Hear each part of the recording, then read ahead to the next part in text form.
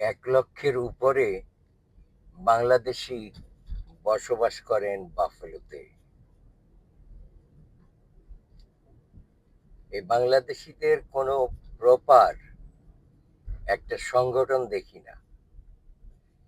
হাজারটা সংগঠনে আছে, হাজারটা সংগঠনে বিভক্ত এই কমিউনিটি। আমরা ছোটবেলায় যেটা পড়ালেখা করে আসছি যে 10-এর লাঠি 1-এর বোঝা, আমাদের ওই কথাটা আর এখন মনে নাই। আমরা এটা কখনোই মনে করতে পারি না যে আমরা যদি আমাদের বাংলাদেশি কমিউনিটিকে একসাথে একতাবদ্ধ হয়ে থাকতে পারতাম, তাহলে আমরা এই বাফলোতে একটা শক্তি হতে পারতাম। না আমরা শক্তি হতে পারছি, না আমরা একজন আরেকজনকে সহযোগিতা করতে পারছি, কোনো কিছুই পারছি না। আমরা প্রপার কোনো কিছু হচ্ছে না।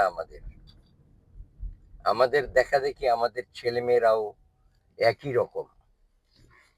কোনোভাবেই তাদেরকেও আমার মনে হয় না আমরা অদূর ভবিষ্যতে একসাথে এক সুতোয় বেঁধে রাখতে পারবো।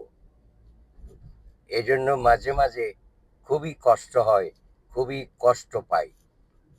আপনারা আমার কথায় যদি কেউ কষ্ট পান, আমি অত্যন্ত দুঃখিত।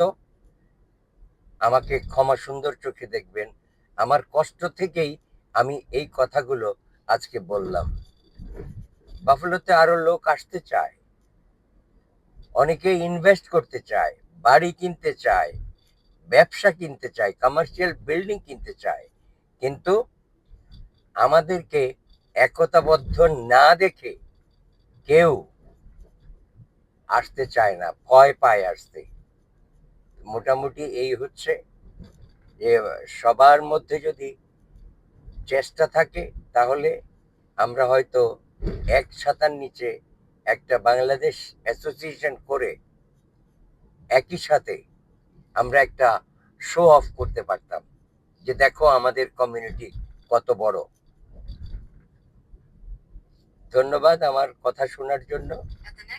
যারা কষ্ট পান তারা একটু ক্ষমা সুন্দর চোখে দেখবেন।